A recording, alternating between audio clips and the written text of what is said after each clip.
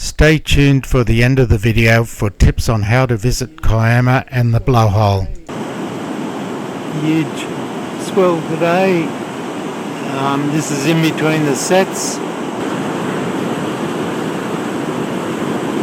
Might crash well, this one. Yep. Whoa. That is huge.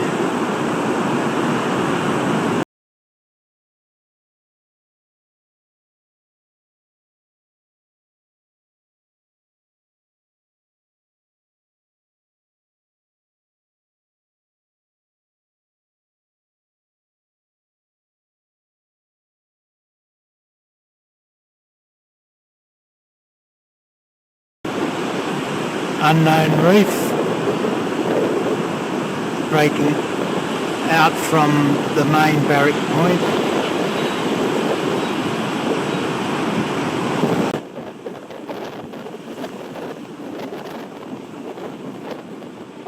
You can see there that the water is still coming up to the rock wall, but at this stage it's not taking too much sand away. It'd be a different matter if the wind was southeast instead of this southwest. There it goes. Even from in between sets we're still getting the refraction here. So it's taking sand with it because we've got a double up.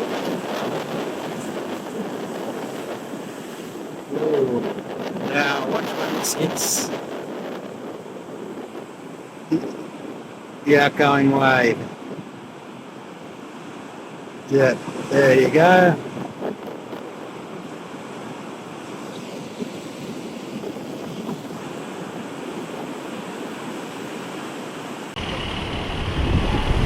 That's probably a 15-foot face.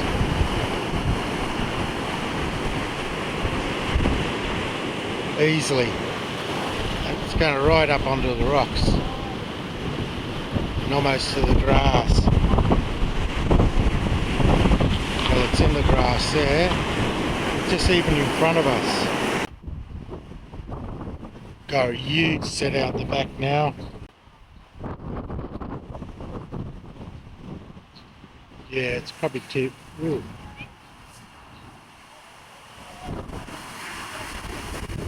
Ah, would have been great if there was people there. Oh, look at that.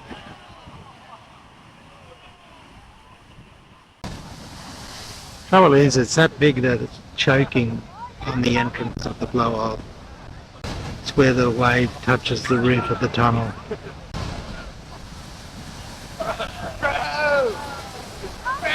There's a lot of aerated water, but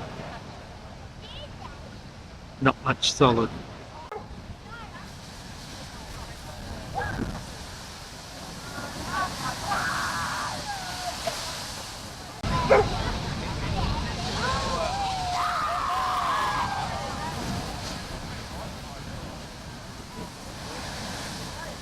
Will they get wet?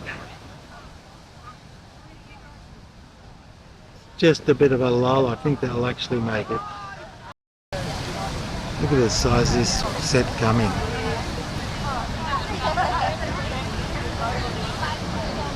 They're pretty safe where they are because they'll wash back towards us if it was ever to crash. And it's fairly deep water too. So it surges up and down rather than breaks.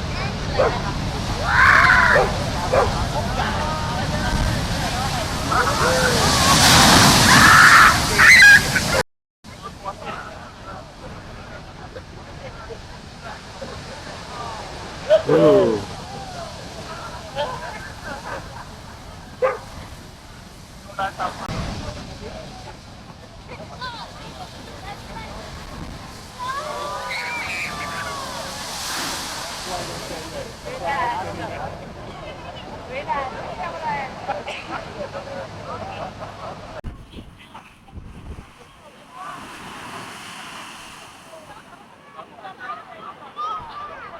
Unusual one.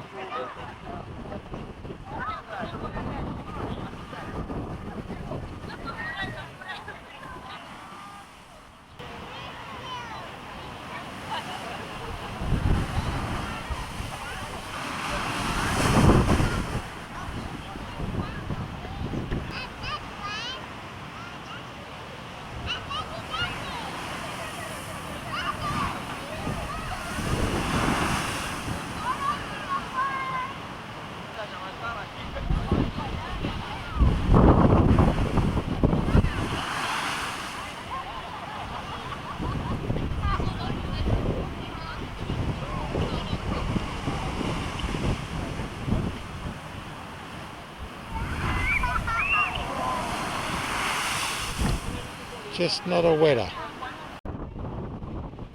It's absolutely huge set.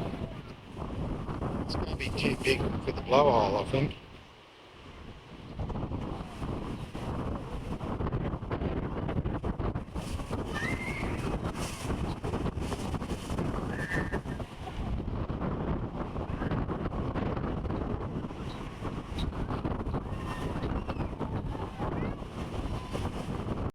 I was swapping between video and still photographs this day, and I think the still photographs portray the day better than what the video does.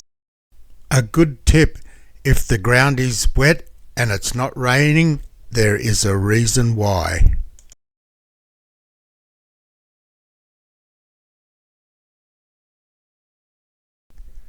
There is a little cave off the front of the blowhole, and sometimes the waves crash against a cliff there and actually go higher than the main blowhole itself.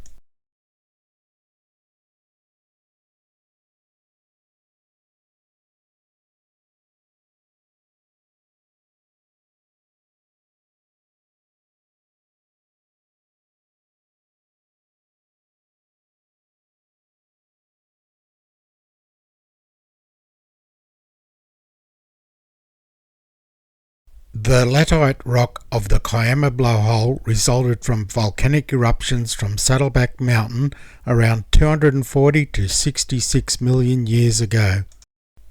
Looking from above, you can see the entrance to the blowhole and the blowhole itself offset from the ocean along an obvious fault line.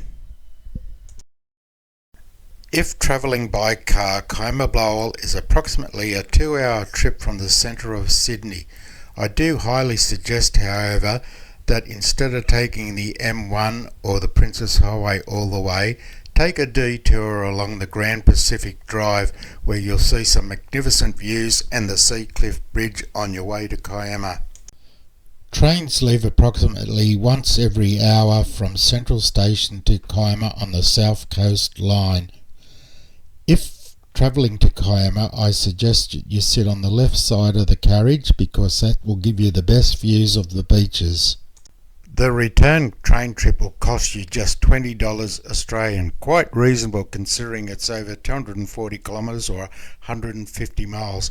I strongly suggest that you get yourself an Opal card, instructions found easily on the web and how to do that, or you can use a credit debit card to type To on see the and blowhole off. at its best, you need a swell of at least 2 metres, preferably from the southeast. If there is a warning for dangerous surf posted on the Weather Bureau web page, you can be almost certain that the blowhole will be working. If the surf is small, there may be no spray from the blowhole, so alternatively, a 90-minute return walk along the posted coastal walking track will take you to the little blowhole. Much smaller, but far more consistent. Regardless, the coastal scenery and the township of Kiama still makes for an excellent visit. Thanks for watching. If you like this video, please feel free to like and even subscribe, or click on the link to watch another video.